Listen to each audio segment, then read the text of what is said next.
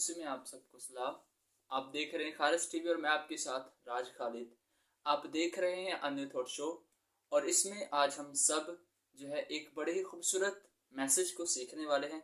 खुदा के बड़े अजीम कलाम को सीखने वाले जो हम सब का मोतबर कलाम है। आप और मैं हम सब जानते हैं कि हर साल हम सब जो हैं रोज़ों के आयाम को मनाते हैं, क्योंकि यीशु मसीह ने 40 रोज़े रखे और इन रोज़ों के दरमियान जो है यीशु मसीह ने कई सारी आजमाइश को फेस किया। और इसके बाद यीशु मसीह ने अपनी खिदमत को स्टार्ट किया और 3.5 साल तक यीशु मसीह ने जो है अपनी खिदमत को किया।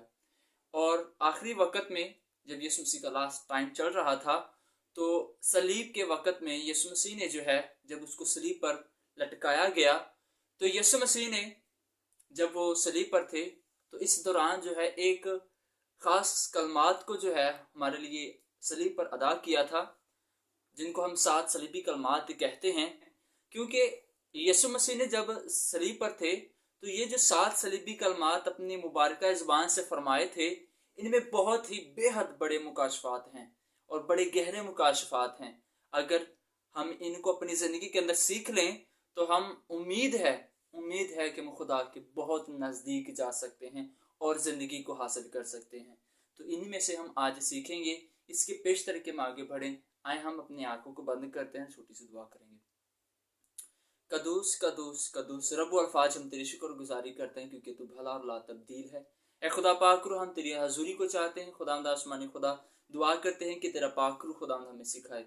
इस जगह पर खुदावंद आसमानी खुदा देख इन सुनने वाली जिंदगियों पर खुदावंद तेरे खास पाक रू को मांग लेते हैं, ताकि जब सुनते हैं तो खुदा बगौर सुने और खुदा हम तेरे कलाम पर ईमान लाएं। यीशु मसीह के नाम से दुआ मांगते हैं, आमीन। हालेलुया। सो आए हम खुदा के कलाम अक़दस में से सीखते हैं एक ऐसे कलमे को जो यीशु मसीह ने सलीब पर अदा किए हैं।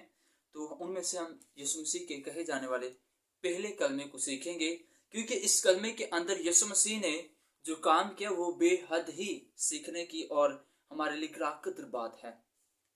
सो खुदा के कलाम अक़दस में से हम पढ़ते हैं लूका के अंजील उसके 23 बाब की 34 आयत को पढ़ेंगे। खुदा के कलाम अक़दस में लिखा है, यीशु ने कहा, ऐ बाप, इनको माफ कर, क्योंकि ये जानते नहीं कि क्या करते हैं।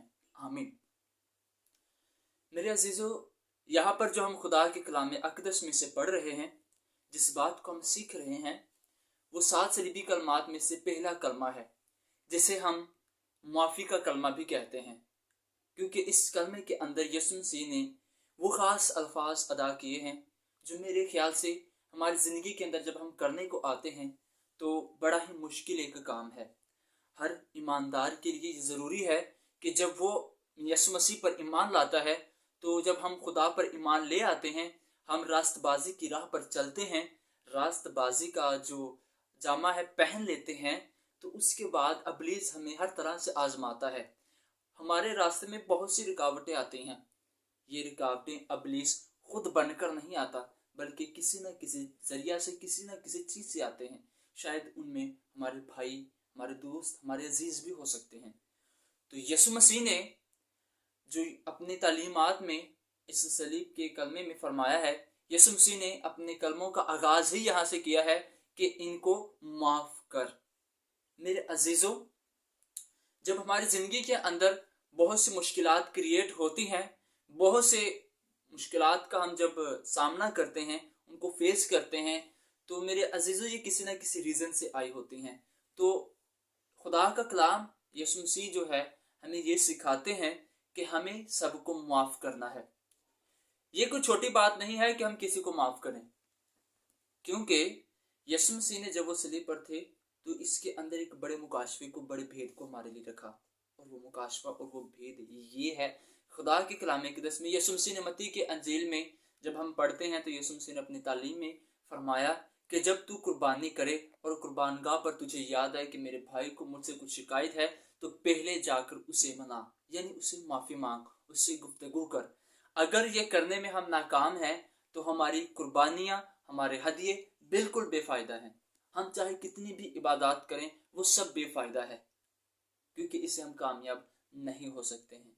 और इसी तरह जब हम दुआ रबानी में सीखते हैं तो हम कहते हैं कि हमारे कसूर हमें माफ़ कर, जिस तरह हम अपने कसूरवारों को माफ करते हैं। मेरे अजीजों, इस बात को हम हर रोज दोहराते हैं, लेकिन इस पर हम अपनी जिंदगी में अमल नहीं कर पाते।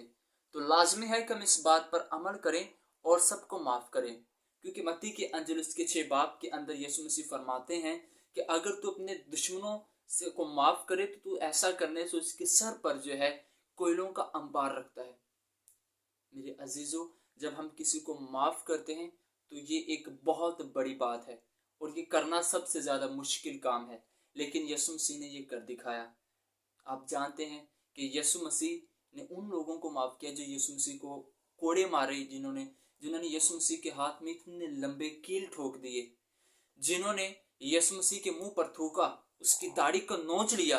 यीशु मसीह ने उनके लिए फरमाया कि अब आप इनको माफ कर दे, इन्होंने मेरी दाढ़ी को नोचा, इनको माफ कर दे, उन्होंने मेरे मुंह के ऊपर थूका, इन्होंने मुझे ठट्ठों में उड़ाया, मुझे मजाक किए, इनको माफ कर दे। मेरे अजीजों, हमारी जिंदगी के अंदर भी ऐसा होता है। आज भी हमारे जब हम मसीह यीशु में आ जाते हैं तो हमें मजाक करने वाले, हमें ठट्ठों में उड़ाने वाले बहुत ज्यादा होते हैं। लेकिन सवाल ये है कि क्या हम वो काम कर रहे हैं जो यीशु मसीह ने किया? क्या हम उनको माफ कर सकते हैं? ये बहुत मुश्किल काम है और हमें ये करना चाहिए। जब हम ये करते हैं तो खुदा हमें बड़ी बरकत देता है। हालेलुया। आज आए अपनी जिंदगी के अंदर इस बात को अपना लें कि मुझे भी अपने दुश्मनों को माफ करना है, चाहे किसी ने कैसा भी मेरा गुनाह क्यों ना किया हो, मुझे उसे माफ करना है। पतरस ने एक बार यीशु मसीह से आकर पूछा कि ए उस्ताद, मुझे बता कि अगर मेरा भाई मेरा गुनाह करे तो क्या मैं उसे 7 बार तक माफ करूं? क्योंकि ये यहूदियों की रिवायत है कि 7 बार गुनाह माफ किया जाए, इसके बाद सजा है। लेकिन यीशु मसीह ने इस लिमिट को तोड़ दिया। यीशु मसीह ने कहा कि अगर तेरा भाई तेरा बार बार गुनाह करे तो उसे 7 के 70 दफा माफ कर। मेरे अजीजों, हमें सिर्फ माफ करना है। अब हमें किसी से बदला नहीं लेना है, हमें खुद इंसाफ नहीं करना है। इंसाफ करने वाला खुदा यीशु मसीह है। तो आए हम अपनी जिंदगी के अंदर इस बात को अपना लें और सीख लें कि मुझे सबको माफ करना है। आज से ही हम सबको माफ करें, अपने दुश्मनों को भी, अपने अजीजों को भी। सो खुदा इस कलाम के वसीला से आपको और मुझे बड़ी बरकत से भरे।